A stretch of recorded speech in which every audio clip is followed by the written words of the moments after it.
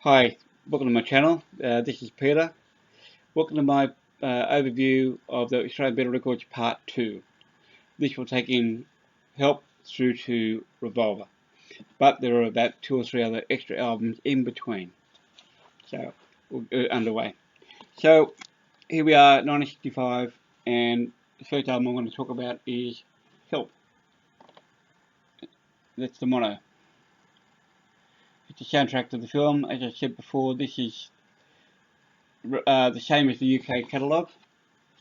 We had stereo mono, of course. That was the black and yellow stereo. The black and yellow mono, sorry. That's the stereo label. As an addition, we had the yesterday track released here as a single, back with Act Naturally. That was the same as England. That's the cover. That's the stereo version of the cover. Same again. Single sleeve. And also, I meant to mention that all ours had out of flux on there. Interestingly enough, this one actually has an export stamp on there. I'm not sure what that relates to. Okay, enough. So that's that one.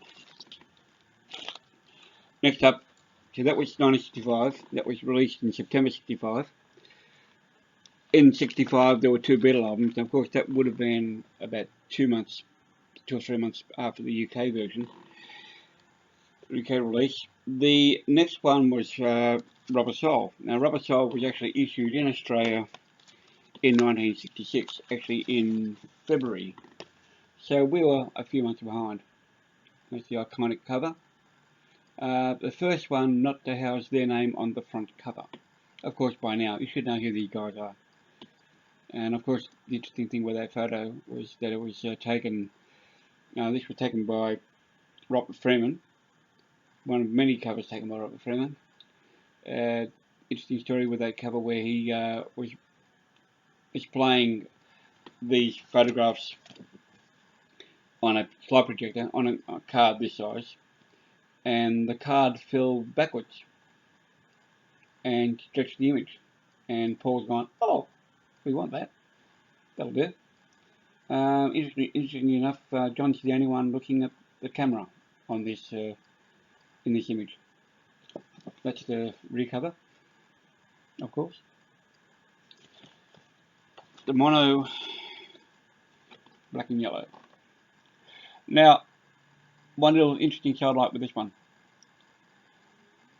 It turns out that early pressings of the UK Rubber Soul had what was called the loud cut, and it turns out it's to do with a different tonal quality. Maybe not as compressed. I'm not sure exactly what it meant, but the initial pressings had a loud cut. Now, when they realised their error, the cut was withdrawn, and the mothers were replaced, and the album was recut. But before that happened, the mothers had already been sent to Australia, so they were the mothers that were used on the mono. And the mono stayed that way up until its deletion in 1969. So all this time, we had the mono, the loud cut. Now, a mono loud cut UK one is apparently quite rare and quite expensive. So for anybody out there who wants a loud cut mono, go for an Australian one. It's actually relatively inexpensive by comparison to a UK one, and yeah, probably sound just as good. Australian pressings are actually quite good sounding. That's the stereo, black and silver. Album with 3 George Harrison songs on there. Quite good ones too. If I Needed Someone's actually quite a iconic one. My favourite song is on that album, In My Life.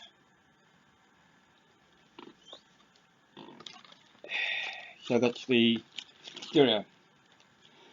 Now, as an interlude to Revolver, Australian the Australian market got a thing called Greatest Hits Volume 1.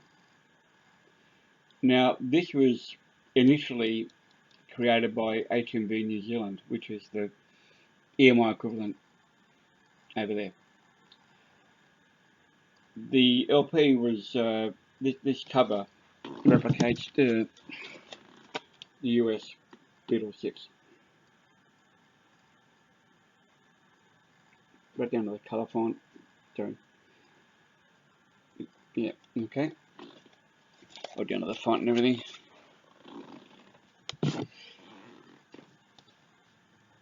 It's got all their singles up to that point, and a couple of EP tracks as well that were quite popular in Australia at the time.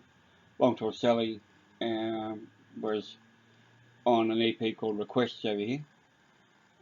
Hold Me Tight was a B-side with Roll Over Beethoven. There were a couple of local singles that weren't issued anywhere else, or in some countries they replicated as well. As I said, this was a New Zealand creation,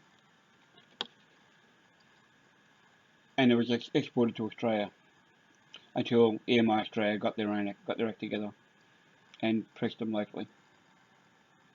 So that's the New Zealand pressing of that. As I said, that was an export to Australia. So when EMI Australia got their act together, that's how it was. Now, the thing with this album, this is the mono. The mono was issued in '66. We didn't get a stereo version until 1968. Stereo was actually quite an afterthought. And the other thing about this LP is that this is merely a stereo fold down the mono. It's not true mono, which is disappointing. So basically, it's like pressing the mono button in your old amp to get a mono effect, as opposed to a true stereo mix. Is that one there? Now the stereo version was issued 2 years later in August '68. Oh, about 18 months later. What's notable about this is that it was the first time that there was a stereo mix of I Wanna Hold Your Hand. The 1965 stereo mix appeared on this album, and it's one of the few LPs where it appeared in the world. So that's where you could find it. Okay. Now looking at that, this is got Northern Songs and Castle Music. I suspect that this one, because of that Castle Music logo, which is over here, as somebody pointed out to me, that Castle Music logo didn't appear till about 68, 69 maybe. So this might be actually a later pressing, which I can confirm later. That's something I actually didn't notice until now. So, again, learning something new. As a little sidelight, in the 80s when these were reissued, there was actually a one-off. Now, in the 80s, that was the 80s label, the black and silver. However, there was a one-off, like so. Same design on the teal label, kind of an aqua green. These are actually quite scarce, so quite lucky to have one actually. Quite hard to find. So that's that.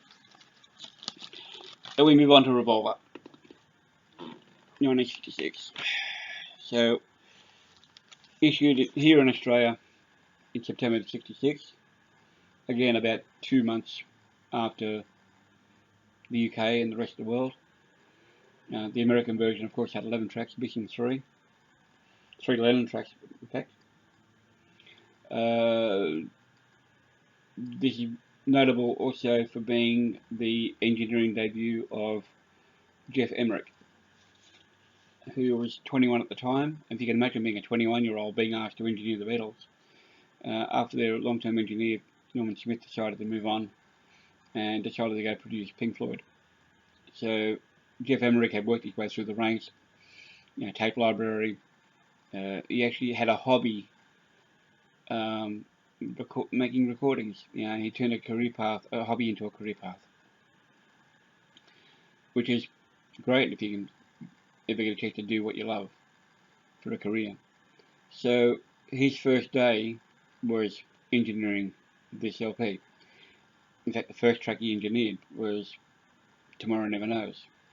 And he came up with quite a number of innovations, including miking up Ringo's drums from underneath instead of over the top skin. And on top of that, he was responsible for the sound effect on John's voice, which was mic'd through a Leslie speaker. Which, if you know the Leslie speakers, they were a speaker that has it's a spinning speaker, and it's used on organs. To give like a churchy sort of sound, kind of thing. So that's the effect that John's voice has partway through the song. I'm not going to sing it for you. I'm not going to try and demonstrate it for you. You don't want to hear me sing, believe me. That's the mono revolver. Okay. Nothing unusual about the pressing here. I know there were some things about the mono pressing in England that were quite special initially, but that's the mono.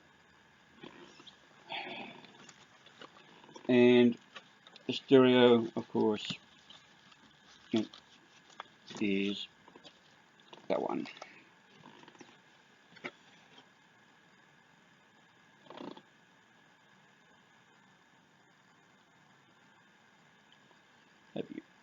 I took on board some of the comments you guys made on the first video about not being able to see the labels properly, which is why I'm now showing them this way now. I thank you for those comments. It's actually quite helpful. I learned a few new things from a couple of you guys, which is like the Castle Music comment, for example, I made earlier, was courtesy of a viewer who left a comment. So those kinds of things are always helpful, and we're all here to learn. We don't all know everything. I don't purport to know everything at the Beatles. In fact, as much as I know, there are many things that I don't, because I have a specific area of interest. Okay, so we move on to Beatles Greatest Hits Volume 2, which was released in 1966 as well. Sorry, make that February 1967. Now, this was also a Southeast Asian release as well. Again, disappointingly, though, not a true mono release. The mono again was a fold down.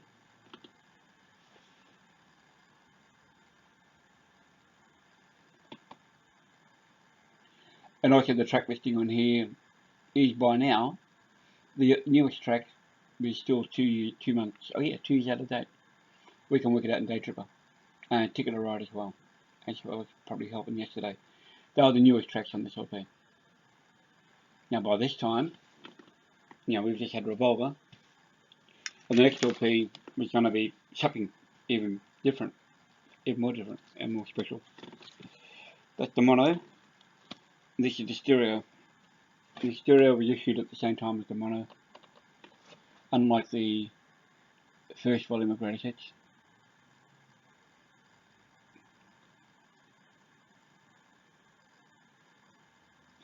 Now I imagine that the issue of this album may have impacted another, which I'll talk about in a minute. But before I do that, in '69 I've mentioned that the mono LPs were deleted and the black and yellow label was adopted for the stereo instead, in its place. Now I'll just turn that over and show you a better look at the label, because there's a green mark on that. But that's the stereo Greatest Hits Volume 2.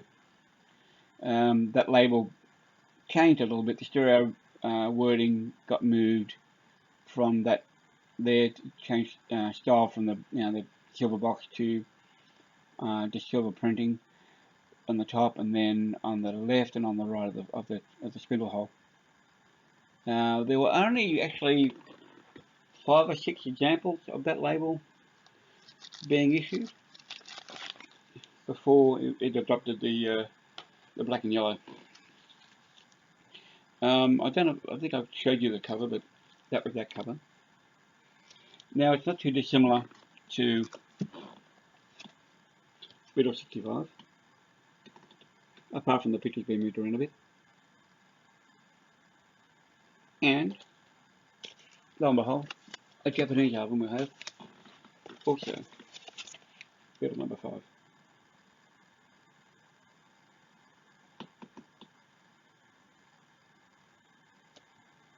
Trying to not get the glare. I'll show you the back of that too.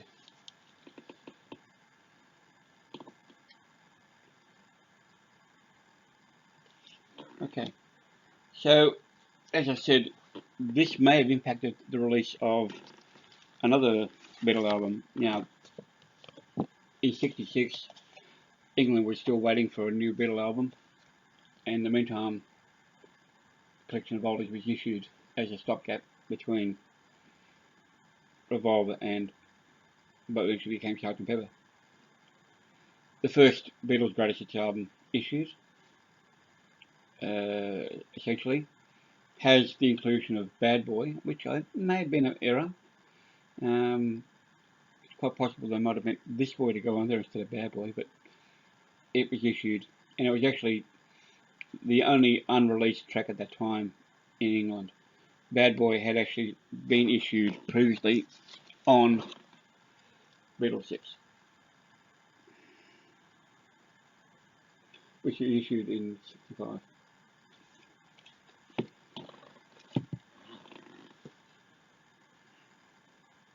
Doesn't include Please Please Me or Love Me Do, curiously. But does include Michelle, which was a popular radio track, EP track, as well as Yesterday, issued on an EP but never a single.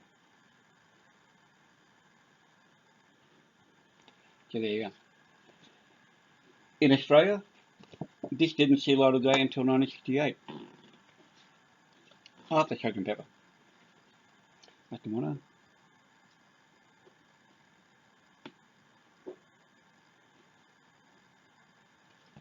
And again, I suspect it was because the Greatest Hits albums may have made it redundant.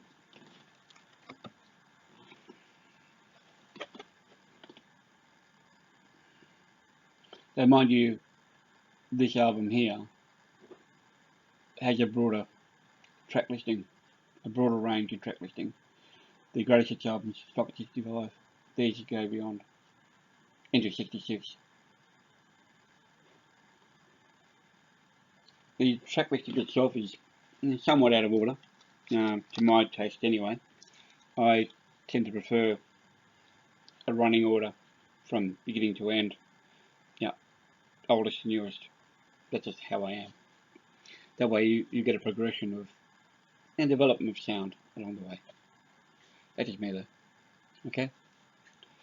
Anyway, that's part 1. Part 2. Correction. I hope you enjoyed that. I hope you got something out of that. Part 3 will follow soon. It'll probably be the last part in this series anyway. It's going to go from Sgt. Pepper, hopefully through to the end. I'll see how we go with that one. I note that I'm pushing 20 minutes on these videos, so I hope your attention span, I hope you're still with me at the end of this video. If you are, congratulations, you've done well. In the meantime, I'll say good night, good day, good morning, wherever you are in the world, okay? And take care. Bye.